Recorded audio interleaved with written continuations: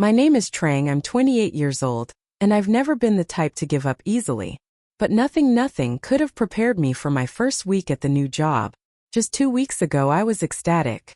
I had landed a position at one of the most respected media companies in Saigon, a place I dreamed of working for since college. After years stuck in a dead-end job with miserable pay and an even worse boss, this opportunity felt like fate giving me a second chance. The interview had gone great.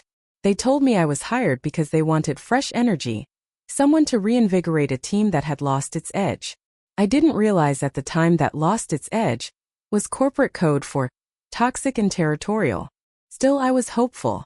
On my first day, I showed up early, dressed in a smart blazer, hair perfectly in place, and nerves buzzing with excitement. I even brought a box of fresh pastries from a famous bakery. Just a small gesture to break the ice with my new team. That's when I met them. For faces turned to look at me as I entered the team room. Hang, the supposed team lead, barely raised an eyebrow. Min, Thursday, and Fuck gave me polite, clipped nods, as if I had just interrupted something important. Not a single handshake. Not even a smile. I introduced myself with all the energy of someone genuinely excited to be part of a new chapter. Im Trang. I brought something sweet for everyone, I said, holding out the box. Silence. They looked at each other. Then Heng finally said, "You're new, right? You'll figure out how things work around here soon enough." No one touched the pastries. I laughed it off. Maybe they were just busy. Maybe they were shy. I told myself to give it time. But the next few days made it very clear. I wasn't being paranoid. They just didn't want me there. It started small. I was excluded from an online team meeting. No one sent me the Zoom link. When I asked about it later, Heng said, "Oh, it must have slipped my mind." The smirk on her face told me it didn't. Tasks were dumped on me late in the day, with incomplete information and impossible deadlines. When I tried to clarify, I'd either get vague one-word replies or be left on scene in the team chat. When I made a minor mistake on a client draft, because I had been given outdated brand guidelines, Heng called it out in front of the team like I had committed a fireable offense. Mình sneaker. Thursday whispered something to Fuck, who tried to stifle a laugh. By day 4 I was eating lunch alone. No one invited me to join. When I did sit at the same table, they kept their phones out and barely acknowledged me. Once, I overheard Thursday mimic my voice from a conversation I'd had with a client. They all laughed. I came home every night exhausted, not from the workload but from the emotional toll. I had done nothing wrong. I tried to be kind, professional, helpful, and still I was the outsider. I didn't cry though, not even once. That's not who I am. Instead, I started observing. There was something fragile about their unity. It wasn't genuine teamwork. It was an alliance of mutual convenience. Heng loved control but was clearly out of her depth when it came to actual execution. Min had talent but he was lazy, the type to vanish when things got hard. Thursday was good at politics and nothing else. And Fuck? A chronic excuse maker. I was the threat, the fresh blood the company hired to fix what wasn't working. And they knew it. So I made a decision. I wasn't going to play their game. Idé play mine. I began keeping detailed records of every missed message, every inappropriate comment, every time I was set up to fail. I saved screenshots. I started CCing my manager on key emails. Quietly, I built a relationship with HR, offering just a bit of context during a routine onboarding check-in. I started reaching out directly to other departments for collaboration, especially when I knew my team would block me. I was planting seeds. And they had no idea. By the end of my first week, something happened that flipped the balance. And it all started with an email I wasn't supposed to see. It was Friday morning, and the office was quieter than usual. Most of the team had logged in remotely, but I chose to work in the office, partially for peace of mind, partially because it was easier to think without the group's tension breathing down my neck. Around 10:15 a.m., I received an email titled, "For Hing Only," about the new girl. First, I didn't open it. I assumed it was misdirected. But when I glanced again, I realized it had been sent to my inbox by mistake. Apparently, Thursday meant to send it only to Hang, but thanks to autocomplete, my name got added in. I hesitated, but then I clicked. Inside was a short, sharp exchange between Thursday and Hang. It read, "She's trying too hard. I swear she's one of those career types who thinks she's better than everyone. We need to keep her isolated until she gets the message. Min says she asked him for help again. LOL. I saw. Don't worry. I'll let HR know she's not fitting in if this drags. Let's see how long she lasts." I sat frozen for a moment. I wasn't angry yet, I was calm.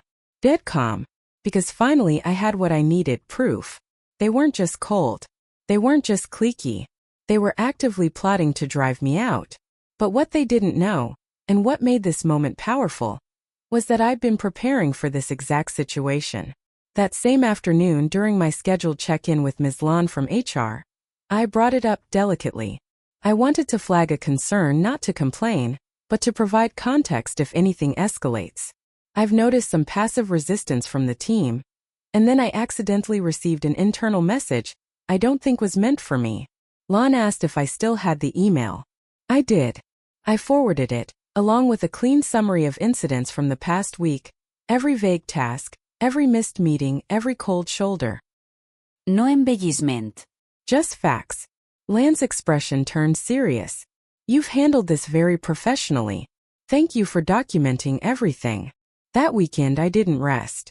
I went into full quiet execution mode. I redesigned a broken campaign deck that Min had been sitting on for weeks, and sent it directly to the creative director Sianji, my manager. The feedback came back. Amazing clarity and insight. This is what we've been needing. On Monday, I initiated a joint brainstorming session with the marketing team about cross-departmental collaboration, something no one in my group had bothered to do.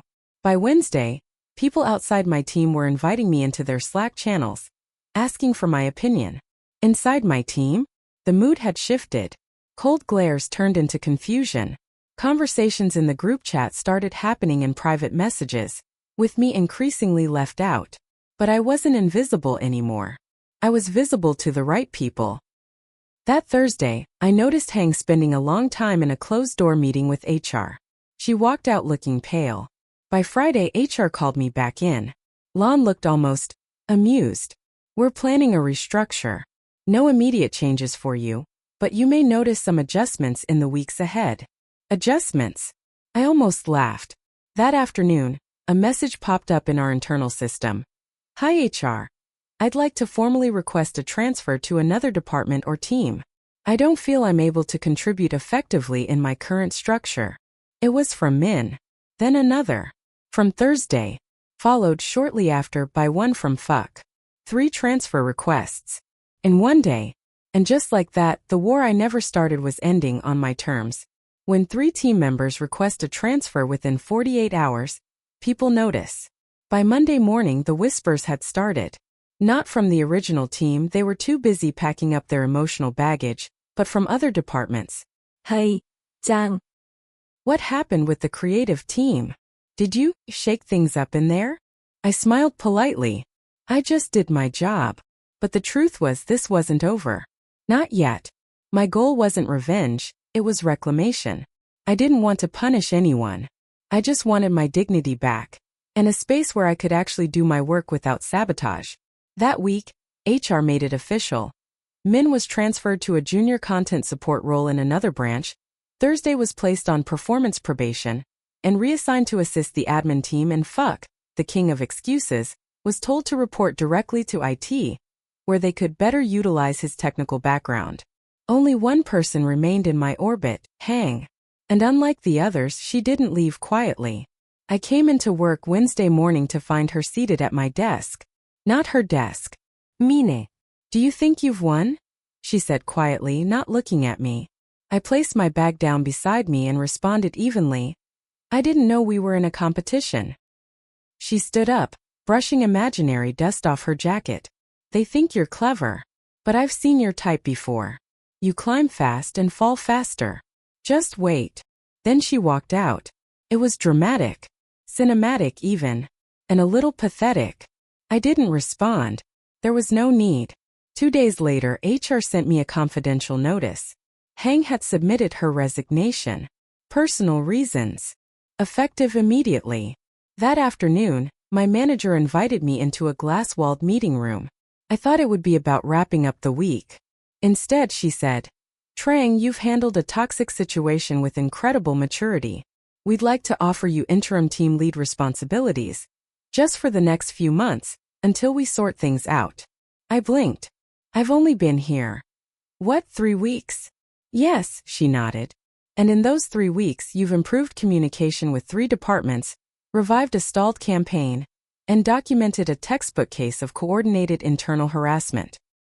Without ever losing your temper. That's rare. We'd be foolish not to notice." I accepted. Quietly. Gratefully. But I didn't celebrate. Not yet. Because stepping into leadership, even temporarily, meant stepping into a bigger spotlight.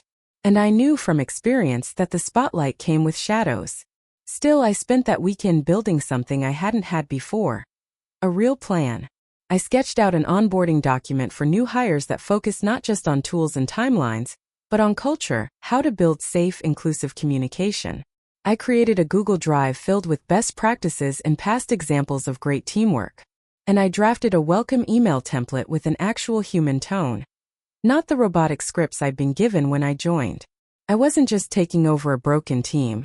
I was building a new one. And I promised myself, no one will ever walk into this office and feel the way I did in my first week. Not on my watch.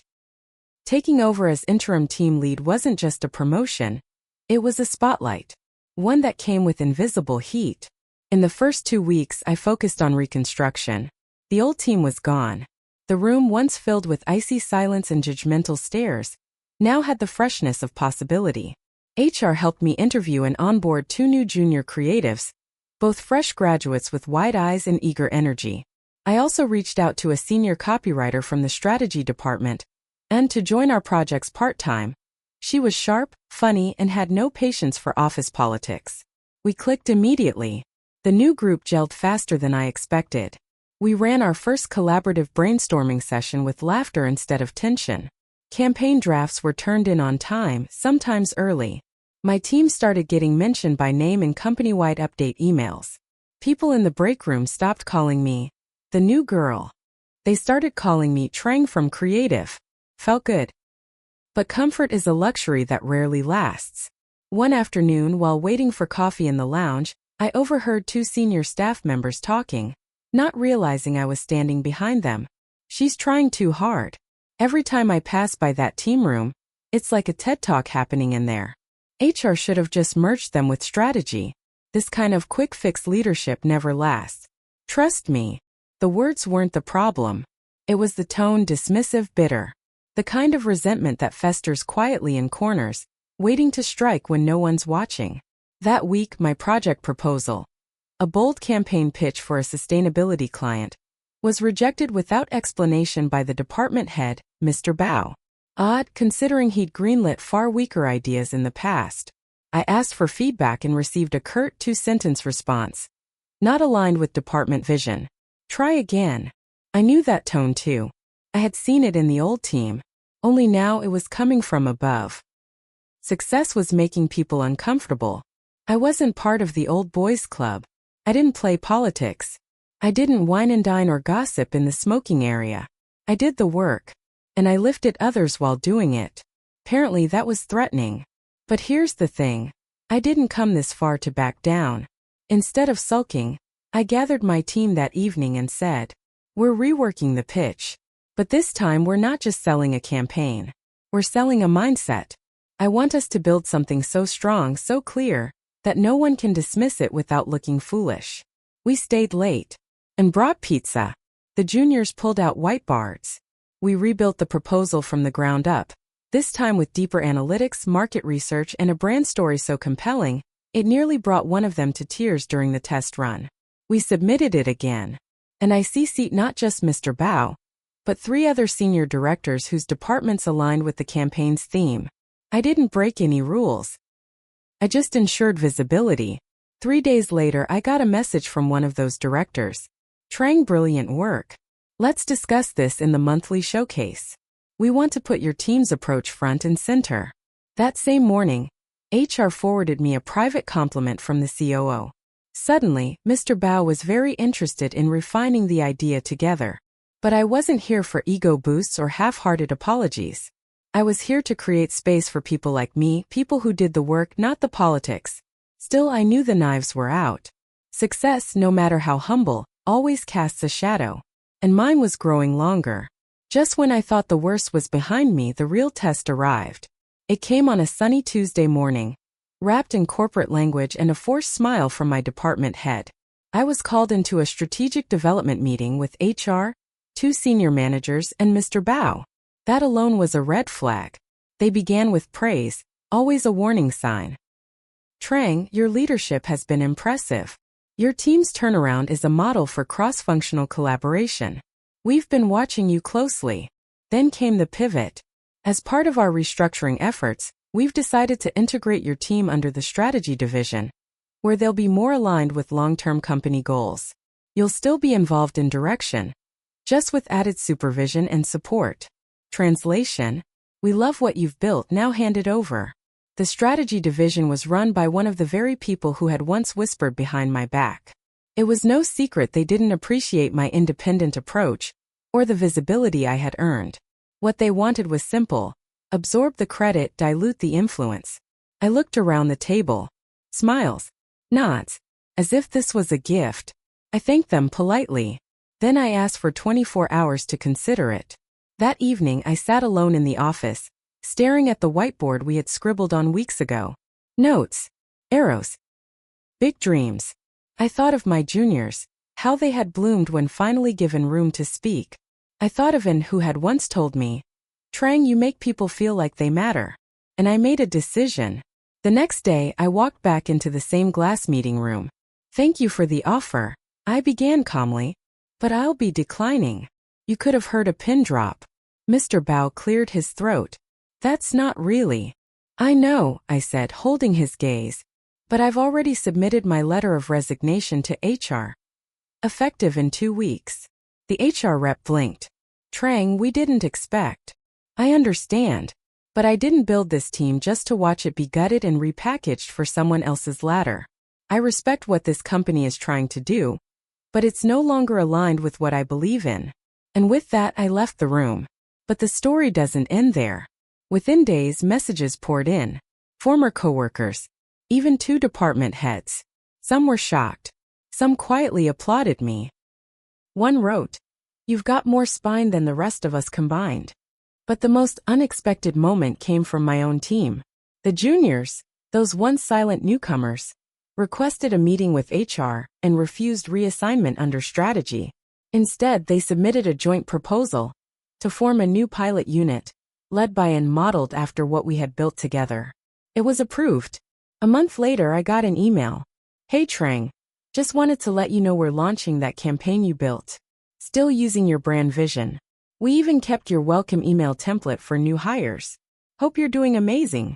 I smiled, because I had walked away, but I hadn't lost. I didn't burn the bridge. I rebuilt it, on my own terms.